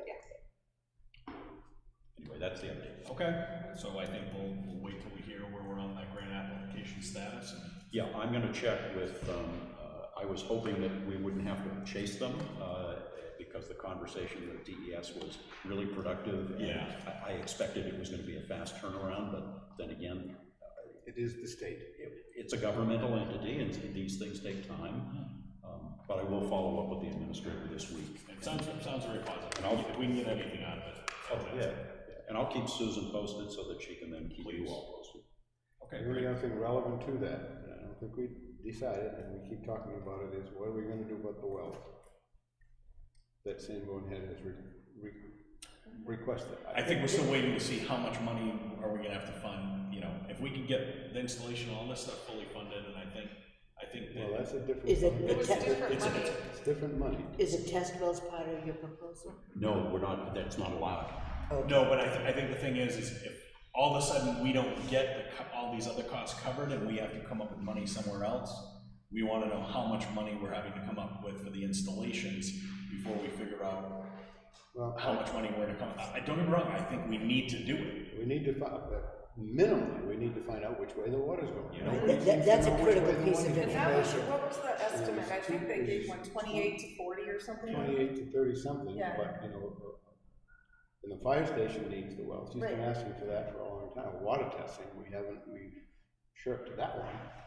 And I think he's only looking for water testing out of the faucets, not necessarily wells. Yeah, but, okay, and none of that money can come out of this grant, is that correct? No. The test wells we need, because once we know the direction of the water, that will Well, eliminate some of the that's all I'm doing. I just, you know, cost against I the hear what town. you're saying, but at the same time, my mind, and maybe we can even break that, they can break that down further. I think we need to, it's important to know which way the damn water's going. And if the fire station, because that's the point of where they say the cause is, you know, more wells there. And then they wanted a well, I think, up north, because there's one house, I say up north this way, that's got a whole bunch of it, but nobody knows how it's getting. And then there's Well, and one- well, there's yeah, one you're right, that way one too. sixty-one is And then right there's next to one it, here. so I just think that, you know, and I hear what you're saying about the money, and, you know, I'd hate to have to wait 2 or 3 more weeks for the grant, if that's what we have to do, we do. If Sanborn I can. mean, I think, really, I mean, it's gonna be great when we learn those other items, but the critical thing is getting people clean drinking water from that tap. I mean, for me, that's the most urgent piece of this. It's gonna take some time for all the data to come in once we dig the test wells and stuff anyway, and that's gonna be an ongoing process. I think that is more part of our long-term obligation, but really my focus is really getting the point of entry systems. Well, get them in, and then Yeah. if this, if you find out that you're not responsible for all of them, then you would be off the hook for Correct. maintaining. And I think it's just good to know that, you know, because it seems like it's definitely a weird hydrology, the way that it kind of splits up in here between Greenwood Pond and You would think it flows south. It looks like Yeah. it does, but we don't know that. Water is a funny thing. It moves. When we It did, changes direction. when we did It that does. cycle I at 186 totally Main agree. Street, some people were talking about how to like, you know, the flow of the water sucks that property, and some of it goes to a little river, some of it heads over here. Anyway, Okay. I will persevere. All right. So the revised event vendor insurance requirement forms. Can I talk about it? There's been quite a flurry of activity this week between Stacy and Leslie Hume and Lori trying to iron out some details. There's a question whether crafters should have to show liability, so we did change the form slightly from what it was. Food trucks and food scale vendors are separate. And there's several places where the language is proof of liability and/or license where required by the state of New Hampshire, and that covers us. They may well not need it, but it covers us so that if the state is checking, that they're notified that if they know they need it, they should have it. So, did you have?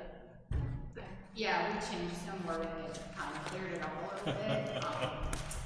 I think I think we need to leave it a little vague, because there are, like, as I've been doing my research, there are like specific agricultural laws and commerce laws depending on what you're selling.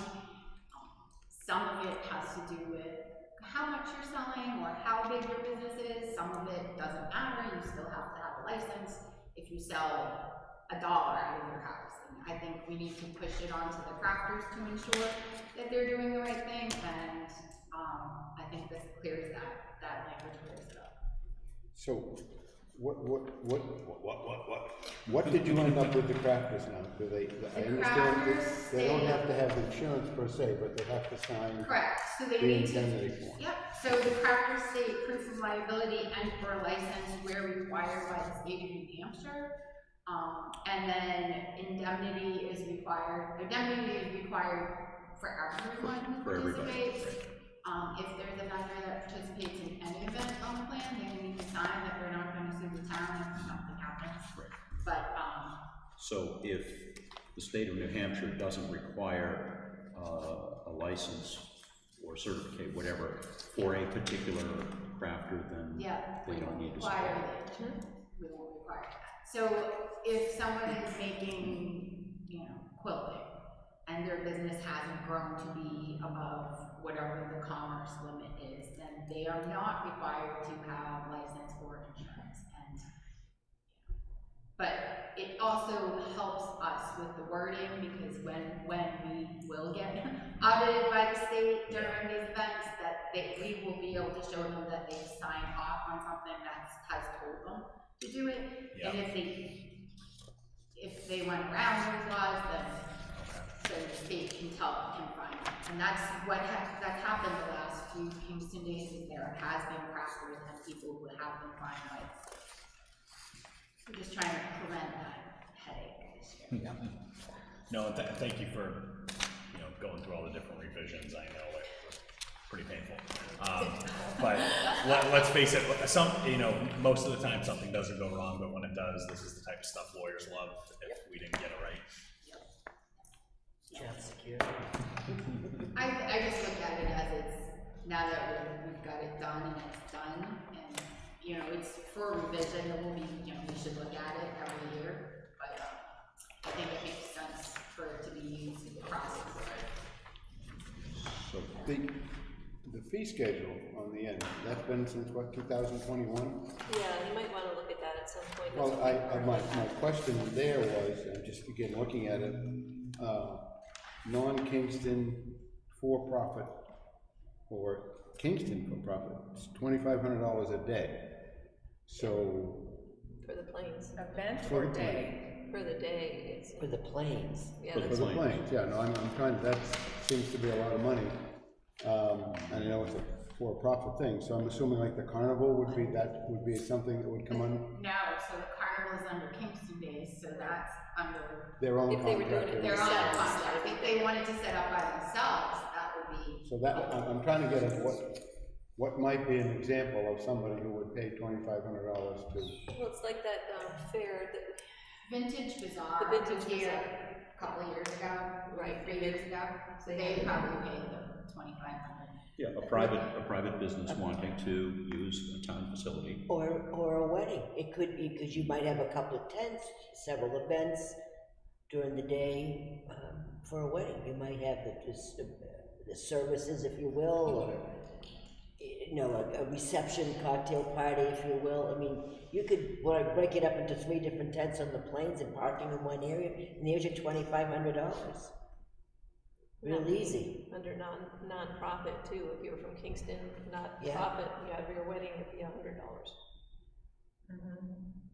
I don't think that 2,500 is at all unreasonable. No, I agree. For a for-profit For a big venture. day Yeah, long. because it could be, you could have, I mean, it could be booths and everything set Oh, up all right, over and the they're all place. being- And they're probably gonna reabsorb that fee by charging the individual. Well, absolutely. Exactly, That's why I it just says asked the for-profit. question. I'm saying, Oh, yeah. it just seemed like a lot of money, and I'd never seen the fee schedule, and I'm saying, you know, to use the planes, but you're right, somebody wanted to have a fancy Because wedding. we ran into questions more about the little things, like the person that wanted to have her yoga classes out there. Right. And you can't charge her $1,500 or whatever. It was non-Kingston for profit, you know, you go out there for an hour or We something. used to have jousting events in the summer months on the end of the plains towards by the state park.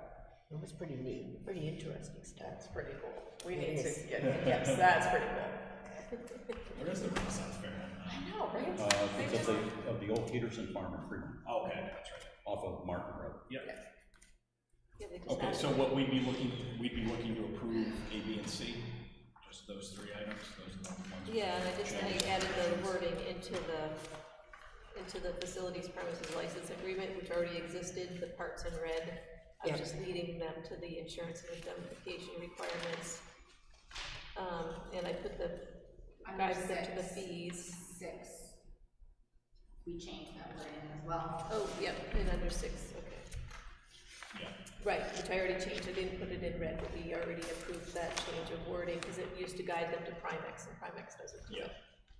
So we're looking to approve the application for facilities use and A, B, and C attachments. Right. So, Including the license agreement. Just approve them all as a whole. Yeah. There you just the go. updated, yeah, because the Great. facilities use is pretty much the way it was, I just made it a couple. We have the facilities use, the facility license agreement, and sections A, B, and C. That covers it all. I would take a motion to approve that. So So, second? Any further discussion? All in favor? Aye. No further revisions? Favor? Not this week, anyway. Don't talk to us. Good to go, good to No, she was go. good with it too. All right.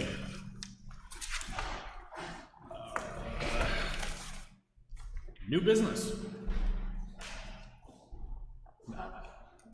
I have something.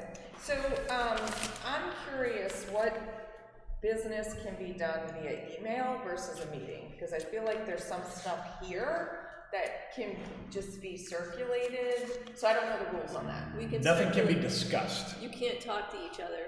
Right, Individually, yes, but not collectively. But I not mean, if I sent out right. a question to all of you and you each individually contact me, then I know, but you can't really make a big decision, you can't make decisions. You can't make decisions, can't do votes. right. Yeah. So if we've already I'm just thinking like for satellite, right? We've already discussed it, right? And we know that, you know, he's gonna do 8 more dates. Is that something if he submits, we can do? No, has to be done at board, we have to approve it To approve it at a during meeting. a public meeting, because if you hit reply all and start talking about Yeah, it, yeah, it yeah. becomes an illegal meeting via email. The only thing that we can discuss is non-thing, like if we were communicating, say, hey, we're looking to change a meeting date, does this day work for everyone? Right. And normally what we just try on everyone to do is just communicate it to Susan And then let I change her the send it out to all of us.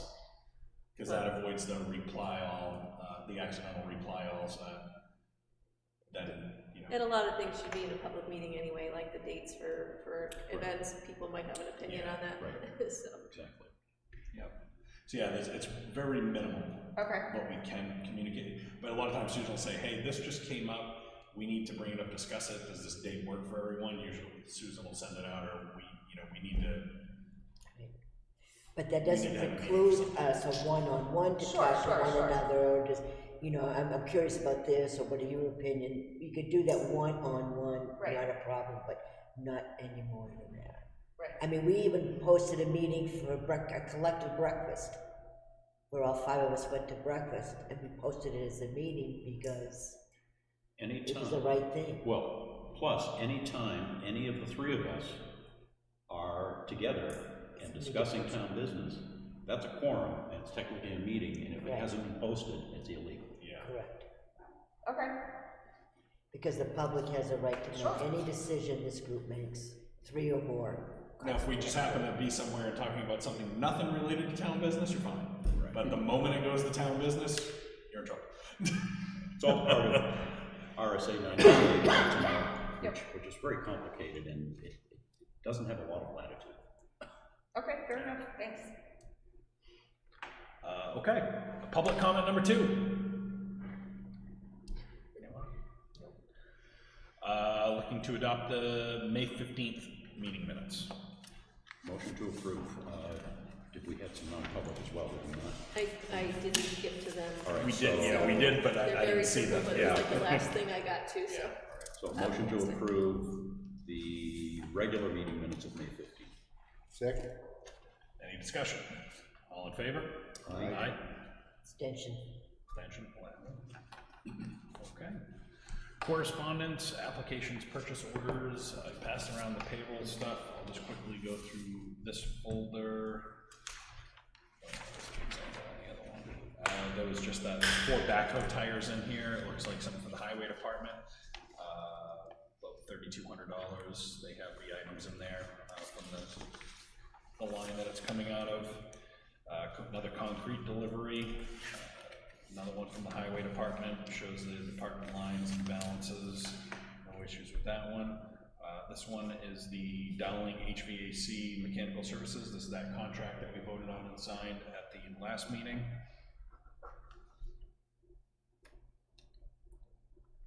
It's for the HVAC maintenance. Yep, that's the maintenance contract.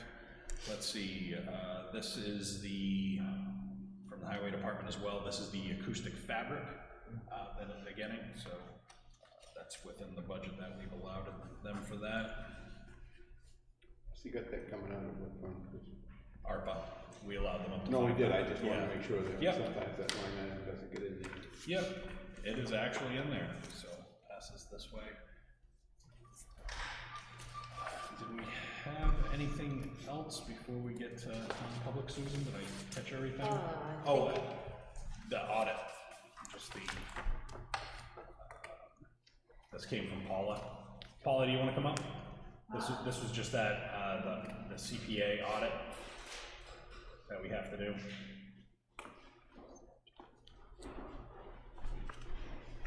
I'm assuming the best way to do this is just, I'll read through these to the board and then we can check it off as we go, and then there's a spot for each board member to put their, do you want to explain what this is? It is the checklist the auditors gave me. They gave me a bunch of different internal review checklists for various departments, and that is the one the board has to prepare. So it's like just to make sure that you guys aren't aware of any fraud and different things like that. Okay, so this is something the Board of Selectmen / Town Council questionnaire. So I think it's just easiest, I'll just read it off and we'll go through it. This document, part of their auditing process, so they need us to fill it out. So question 1 is, do you have knowledge of any fraud or suspicious fraud affecting your entity? Yes or no? No. No. Okay. Have you received any communications from employees, former employees, regulators, or others alleging fraud? None that I know of. Have you identified any specific risks of fraud within the entity? Has the board adopted a universal code of ethics for members and employees to follow? So there is a standards of conduct that the town has adopted in the personnel policies and procedures meeting, so yes. If yes, does this document prohibit elected officials and employees from doing business with the town? I would say it does not, because I know we've hired part-time town employees to do other work, so no. Have you or any related party of yours had any interest, direct or indirect, in any of the following transactions or pending or incomplete transactions since January 1st, 2022, which the town or any retirement, savings, pension, or other similar plan was or is to be a party? And then it has sub-questions. So for the sale, purchase, exchange, or leasing of property. What was the question? What original question? Clear as mud. Sometimes I need to read them. Had any interest, direct or indirect, in any of the following types of transactions, which I'm going to read, since January 1st, 2022. And I guess, would that land exchange be considered one possibly? I don't know. I was just thinking of that, although the contract was signed It was like 3 years ago. before I was on the board. So, okay, so this one just goes back to January of 2022. So the answer is really no. last time, so that's, okay. No. Transfer or receiving or furnishing of goods, services, facilities. No. Transfer or receipt of income or assets. Maintenance of bank balances as compensating balances for the benefit of another. I don't even know what that means. I'm not sure what that means. Like, I'm not somebody's accountant? That we're not managing a bank account, let's say, I'm not managing, or the town's not managing a bank account for Chuck. Oh, okay. Like, He would Chuck's like that, benefit. Like, that's what I'm assuming that means, and we don't do that. Other transactions. No. Wow, that's a broad one. Does the board have any concern about, or any concerns about KNOW related party relationships? I think that's supposed to be known.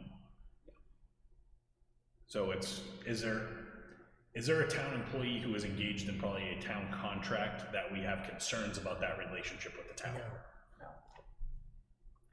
Does the board formally authorize all disbursements, both vendor and payroll, prior to the release of funds? Yes. Yes, that would be everything we sign off on every week. It's all these folders. It's the pile. So I'm sorry. Describe how the board stays informed of the latest changes in the laws and regulations pertaining to the town. Well, it would be through the finance director, through legal counsel, through New Hampshire Municipal Association. So How does that sound? I'll put department heads, legal counsel, And NHMA. NHMA. Yeah. Does the board review comparative reports of estimated and actual revenues and appropriations and expenditures?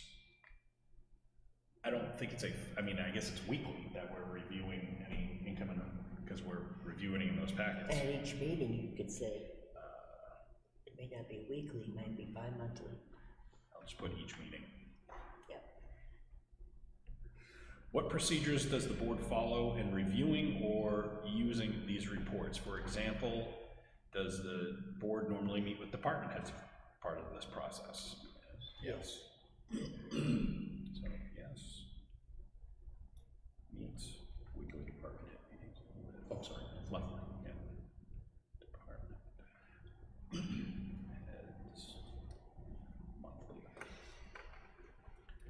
Has the board approved a disaster recovery plan in the event of loss or interruption of the IT function? I wonder if that was part of the hazard mitigation plan. With this block 5? No. No, I was gonna say, I know this, I don't know if that one encompassed IT, the one. It might not. I can look. I'm just gonna put unknown at this time. It's gonna kick a whole lot of that. No. Is there a written investment policy adopted? Yes, If so, please provide a copy. I will. Have you adopted the use of either debit or credit cards by employees? Yes. Yes. And we have a policy covering such. Does the board have knowledge of any funds or bank accounts that are not in custody of the treasurer? Not The the only ones would be the trustees of the trust funds, so no. I mean, so, but yeah, they're under the town's purview though. Yeah. Ultimately. Has the board approved a fund balance policy in compliance with GASB number 54, fund balance reporting and the government fund type definitions? I don't know. I'd have to look up what GASB 54 is, but I believe that is, it, I mean, whether we have a policy or not, we're supposed to comply with it, but yes, I think we just, I think, it's like using it for reducing taxes and stuff like that. yeah. So, do we, but I think the question is just, do we have a policy? I haven't seen, I'll look in the computer. I'm just I gonna haven't leave seen that, a I'm gonna leave printed that one copy. unchecked for now, if you can just figure that out. And then, Probably do, but. it offers a section asking each board member to provide the years of service and a brief description of his or her background, i.e. Jane Doe, 5 years on the board, teacher for 20 years at the high school and a local government. So I went ahead and filled mine out at the beginning of the meeting, so I'll pass this around so everyone else can take a moment. Does that say what year though, because it was for 2022? It's the audits for 2022.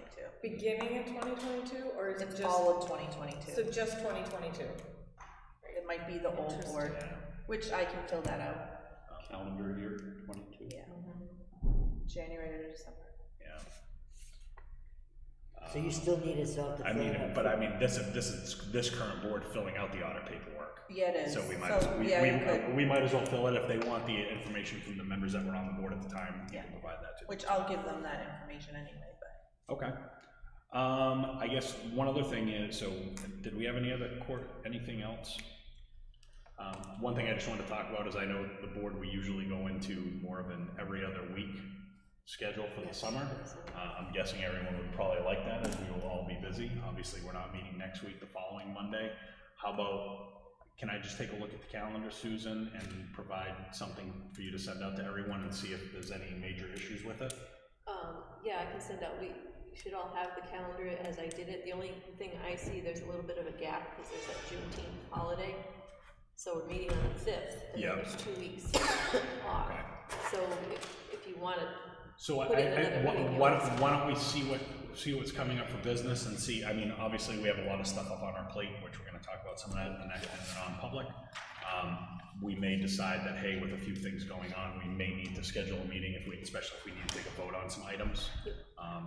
So. Yeah, you can always add one in, the schedule is Yeah. what it is. You might at least want to do the 12th or whatever. Yeah, so I want to make sure everyone just remembers that we go into that alternating, so if we have any conflict, if you take a look, especially the new members, take a look at those dates to make sure we have nothing, if you have a conflict, and we all of a sudden know that a few people are going to be out of the area and we're not going to have enough for a quorum, we may want to reschedule it for another date since we are on that alternating schedule.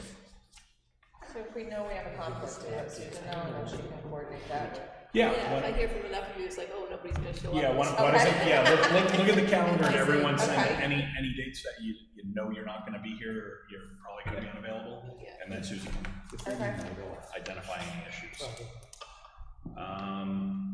All right, so with that being said, we're gonna have to go into, we're gonna need a motion to go into non-public session under RSA 91A.